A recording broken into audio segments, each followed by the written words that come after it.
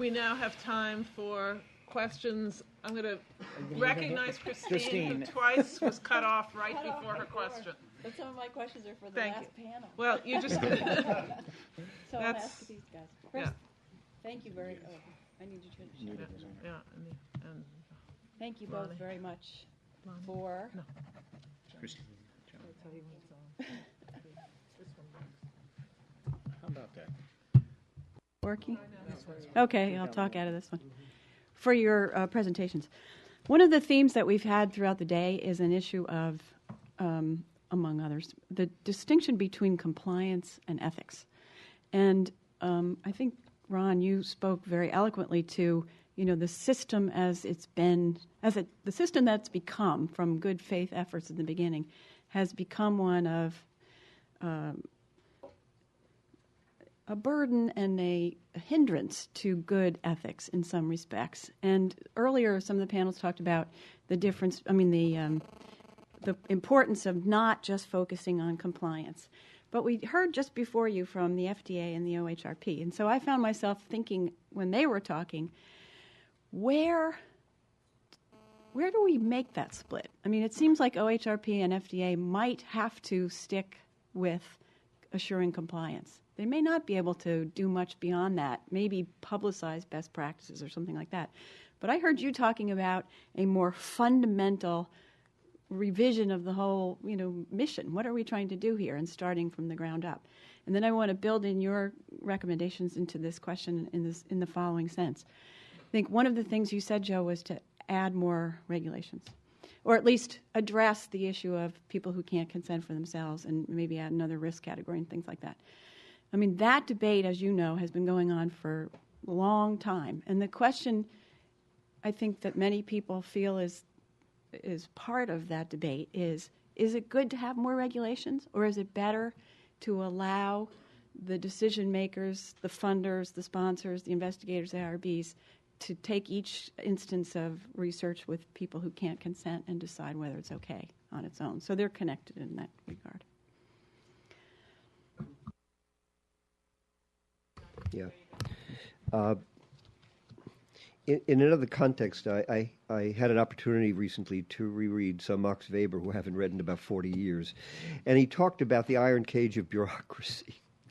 And in some way, I think people who have the responsibility to enforce rules and regulations have a very heavy burden. They have a burden to do it right, and they work under huge pressures. I don't think they're malevolent. But it seems to me that this process needs something in addition, so that the process of regulation and compliance is not the same as educating people to be aware of the ethical complexity of research and of monitoring what we do in our education to make sure that, in fact, we are getting there. And as I took the charge of coming before you today as a serious one, I'm not an expert on research ethics, but I'm a pretty good listener, and I do my own research, and I know when I think that this is picky, the requirement is picayune and bureaucratic, and when it really reflects, when we talk, people used to say the consent is not the consent form. So that's the message, that there's something more. And I think what's happened is the process of ethics review and ethics education has become like a form. And we're not thinking sufficiently about what the process of doing ethical research is. This is, again, it's an observation. I may be completely wrong. It requires, it seems to me, a systematic investigation of how people experience the process of undergoing, and whether people really know something more now than they did 10 years ago.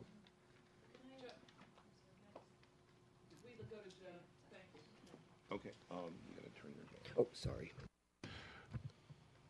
Okay, so it's a perfect question, and I want to align myself with what Ron said, but I think we need that fourth category to overcome the pre-existing regulations, because they've created a box that's very hard to get out of. And we've actually written some papers about recommending an ethics consultation service in lieu of, or in addition to, the IRB, which is meant to be adversarial. and not necessarily collaborative and collegial. And so we've actually done some experimentation with moving the process upstream. In fact, what my role was on that project was to be an ethics consultant and to figure out a way to do precisely what you suggested, to make the ethical arguments, the robust arguments in scholarship. We turned this project in not only a DBS study, but an ethics, experiment of ways to articulate it. So I think that one of the things we really, need to do is to move, is to overcome the confusion between a regulatory stance and an ethical stance. And I think good ethics is when to say no, but also ways to figure out new ways of saying yes if you're making a different claim. And I think that non-maleficence, the notion of not doing harm, which I think is historically the predicate, because of all the horrible things that happened, Nuremberg, Tuskegee, and the recent revelations, we've actually kind of, seen, the safest research is that which never occurs. But that would lead to a kind of stasis that none of us would find acceptable. And so I think we're going to have to, create a little new bureaucracy to undo the bureaucracy that we have in a way that allows for more thoughtful work to occur. And so I agree with you, long term, but I think there's a strategic and a tactical response to the question. Nita. That's great. So thank you. These were both very interesting and build well on what we've already heard today. I want to build a little bit on Christine's question because I've been hearing the repeated sentiment that IRBs have run amok and that they have done so because they are at odds with what the original intent of the common rule was, that they're expanding well beyond what's required by federal regulations to have compliance, and that as a result, and that they're often doing that with a concern to protect their own institutions rather than necessarily to protect individual research subjects. And so the ethics and the protection of individual research subjects is being lost in the process. But if a lot of that is happening at the institutional level, expanding well beyond what's required with motivations that are designed to protect the institution itself rather than to protect individual research subjects. I'm wondering how much at the federal level is going to matter in restructuring and rethinking regulations, except somehow creating a process whereby there isn't an incentive to have to protect themselves. But if the protection is coming from areas like concerns about tort suits or other types of suits rather than from compliance with federal regulations, then I'm not sure how much restructuring at the federal level is going to be effective. So I was hoping you could speak to that because I took your talk to also be a concern about new types of regulations that might happen really at the institutional level rather than at a federal level, suggesting that there should be greater safeguards on the surrogacy types decision making that are happening. So this is really to both of you. I think one of the I think chilling things that probably led to this escalation were the site visits and the shutdowns of a lot of very prominent research centers that has made every IRB somewhat paranoid. I don't think it's tort issues. I think it's about losing their federal assurance and allowing research that's to go forward. And so I think that was an action of the federal government coming in and doing these investigations. But so I think that's one thing that can be, making that more collegial and less adversarial, making it constructive versus destructive, saying this is how we should do a better job of that. The other thing is that IRBs spend multiple times churning protocols. We've done audits of IRBs and I'm not sure what the knowledge base is. There have been a very small number of studies looking at what IRB members actually know nationally, and I think that we need to really improve their infrastructure if we're going to delegate responsibility to them. And I do think they miss the forest from the trees. The other thing, it's not in any institution's interest to have a protocol go through 3 or 4 times because they lose a revenue stream, and it's all about funding if you look at it that way. So I think we need to strengthen IRBs again and make sure there should be a rule that someone who's trained in ethics, sits on an IRB. Because what happens is they get totally distracted by the regs and they don't see the big picture. Can we just underline that? It's an answer in some ways to Christine's question. It's not that compliance is incompatible with ethics. It is that people who do compliance should realize what the ethical rationale is. And if it doesn't have an ethical rationale, should, in a particular instance, should question whether there may be another interpretation of the rule. There are very few rules that don't have multiple interpretations. That's why we have philosophy. I just wanted to say something about the process of change and how, whether it happens internally or is governed by external forces. Early on in the AIDS epidemic, there were huge battles about whether or not people had a right to be research subjects, not to be protected from research, but the right to be research subjects. And in fact, some of the most interesting cases emerged when gay men said, "You're protecting us," when there was no treatment. You're protecting us out of the only possibility of some intervention that could help us. When prisoners demanded the right to be research subjects because they weren't allowed to be research subjects, said, "Without research, I'm going to die." So, and the change didn't take place because, it certainly didn't take place because ethicists alone had a conversation about what needed to be done. It took place because there was external pressure that demanded something more than this protectionist ethos, which had twisted the purpose of protection. John. First, a comment on vulnerability. Ron, you're recounting history quite correctly there. As Carol Levine put it so well, research ethics was born in scandal and raised in protectionism. Which gave rise to a very intense focus on protecting people from the researchers, and the whole notion of vulnerable populations became a really important concept. And of course, that did give rise to this backlash that you described, right? So first AIDS patients, then women, children's advocates, all saying that our people are dying because of lack of access to drugs and biomedical innovation. I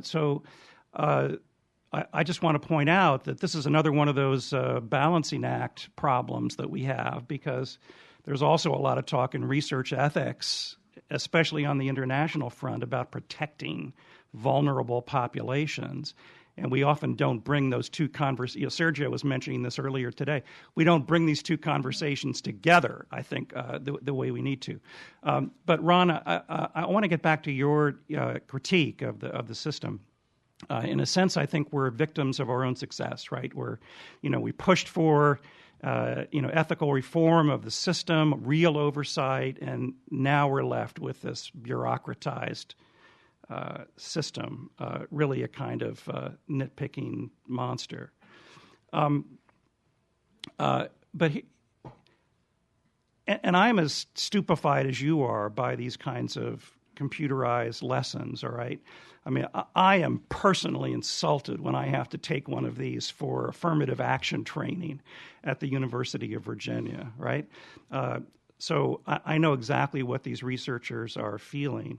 But here's the problem. I mean, we're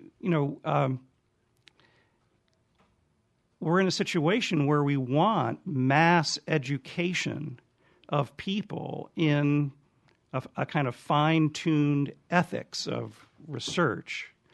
And I'm just one, and clearly the notion of these mechanistic web lessons is not the answer. But I'm just wondering what is. I mean, clearly we'd want everybody to take your seminars at Columbia University, for an entire semester. So, I mean, that would really do the trick, I think, right? But that's clearly not going to happen, right? I mean, it's incredibly hard to make room in a medical school curriculum for ethics. And I think that my hunch is that the medical establishment allows us these pathetic web-based tutorials, in a grudging kind of way, right? They're taking up our valuable time, right? Yeah. So the question is, in between a seminar at Columbia and these web tutorials, what kinds of alternatives can we imagine? I'll just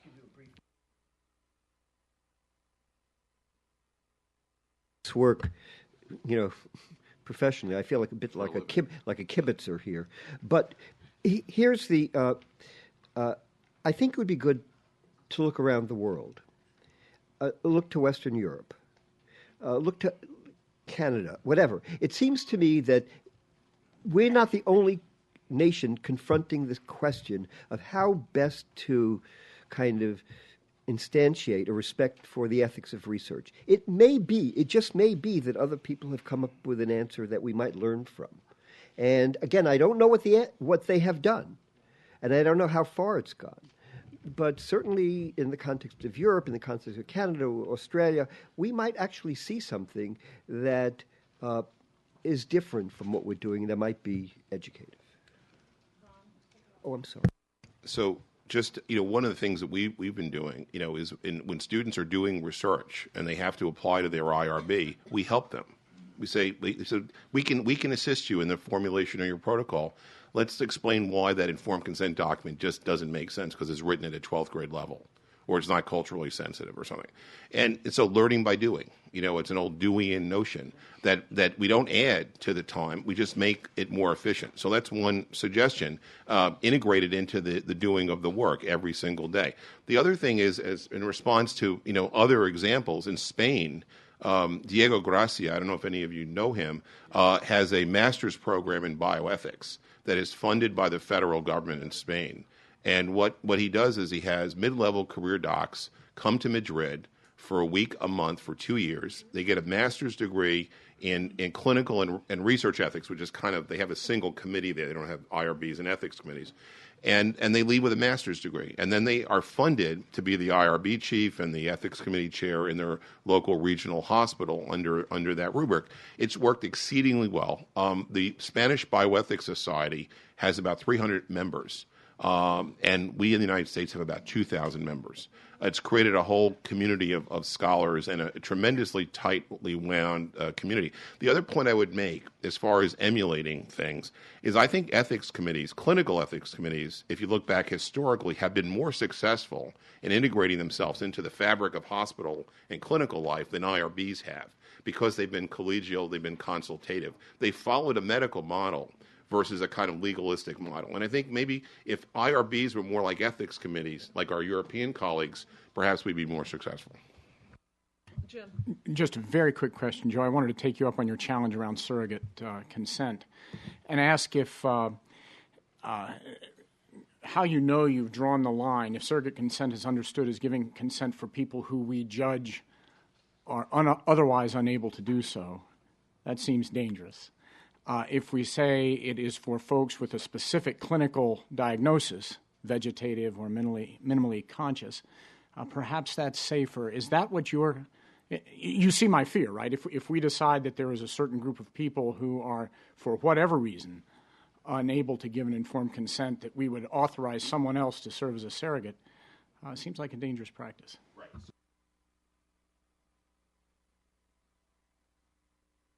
Oh, okay. Yeah, so, we do not want to stigmatize a group of patients by virtue of their diagnosis. So the mentally ill, for example, are presumed to have the capacity to provide consent for enrollment in clinical studies. They're not categorically excluded. It really hinges upon the notion of decision-making capacity, in which there's a robust literature about people understanding the risks, benefits, and alternatives, the consequences to them. But there is and that line is drawn routinely in clinical practice when we turn to others to consent for you or to authorize treatment, or when people are in the research context.